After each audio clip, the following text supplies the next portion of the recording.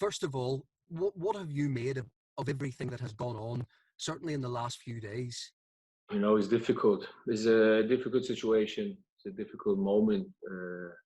Other being sad, I'm angry, and it just hurts. It just hurts to always come back to that feeling, always having the same feeling, and yeah, it's just very difficult for me right now.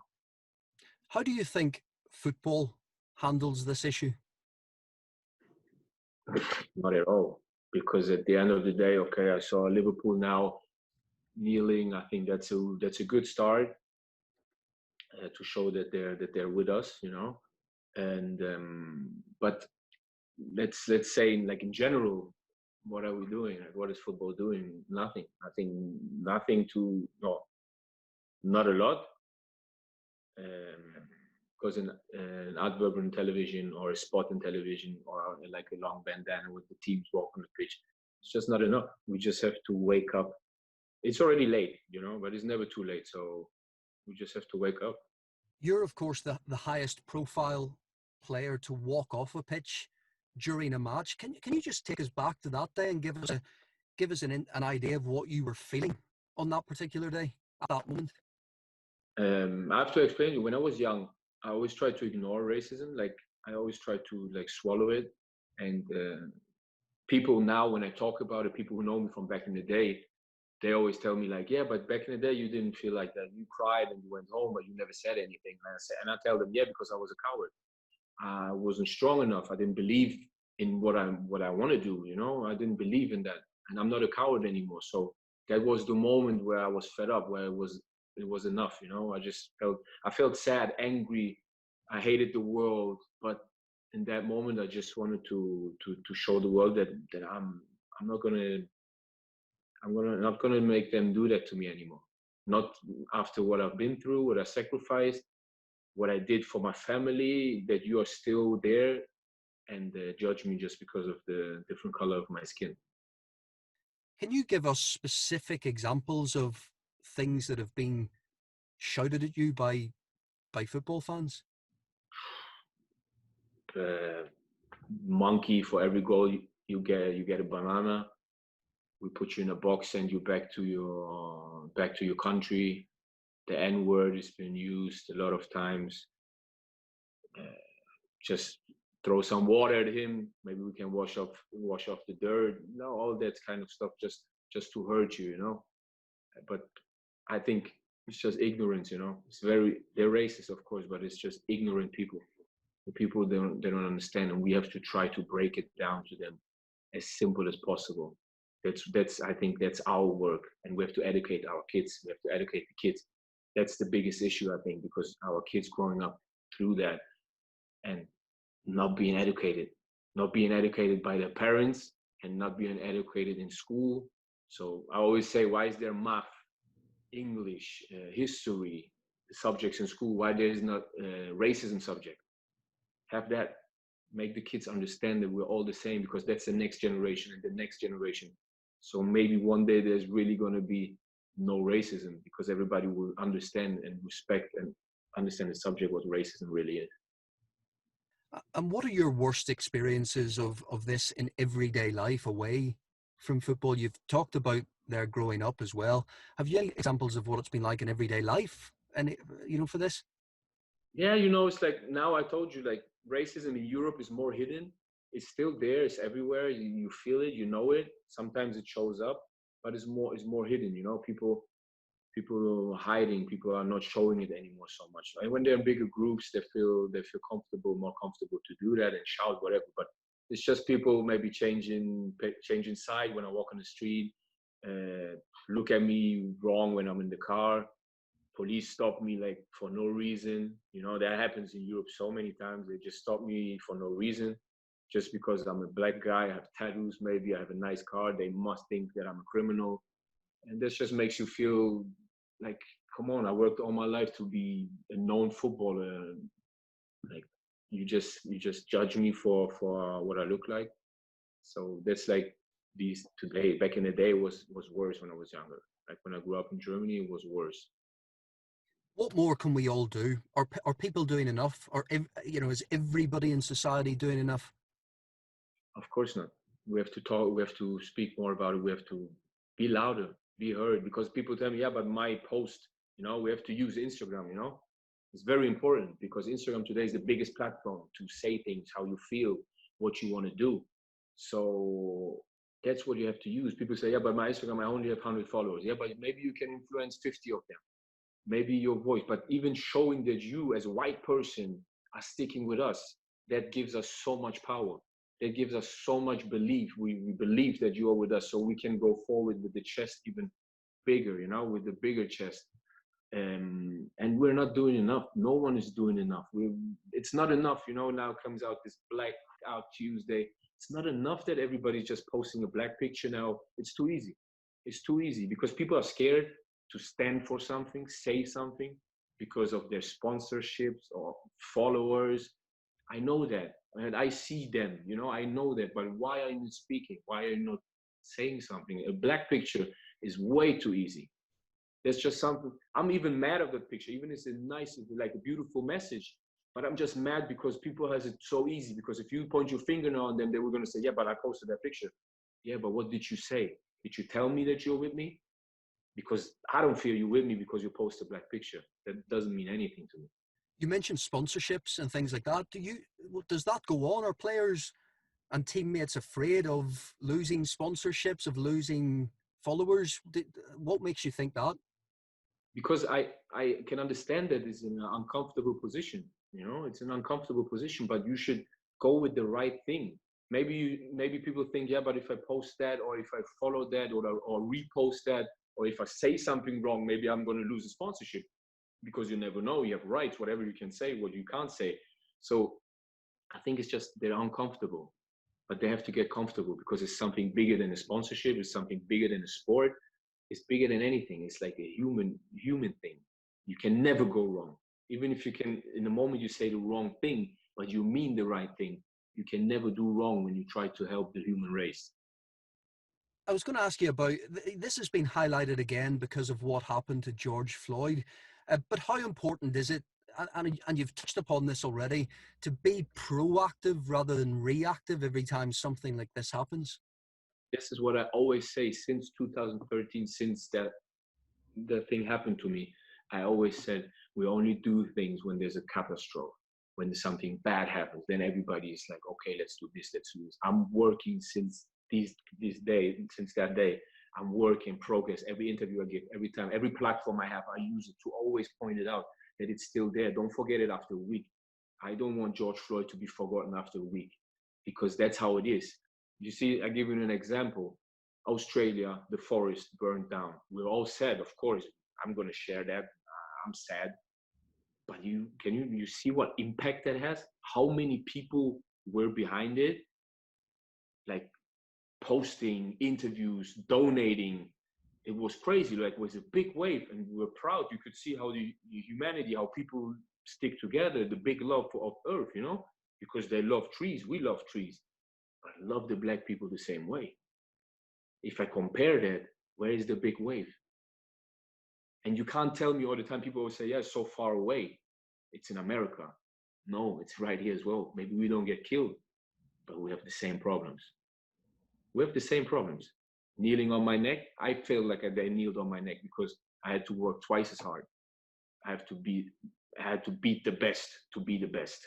Whatever I wanted to do, people try to push me down because of the color of my skin. So we have to understand that. It's not because George Floyd died, it's not the same right here. So I'm waiting for that wave. Where are all these people with the big followers, with the big names, whatever? Where are you? Why no one is talking? I don't hear nothing. And And with these are the ones who can make a change, like a real change. I try to change my environment and my numbers, whatever I have, to try to get people to understand, to educate them, to make them understand what it means to be black and how they can help. Because just talking, you can help me already. You give me strength to go forward. what did you make of Jadon Sancho being shown a yellow card for showing his support for George Floyd? It's like, you have to understand that's the rules. Okay, I understand that. Maybe get a yellow card. I got a yellow card when I played in Spain for Las Palmas, and there was an earthquake in Italy, and I had a message under my shirt. I accept that. That's okay. That's the rules. But after I heard they wanted to sanction him or give him a fine at the end of the day, they didn't do it because I would have gone nuts.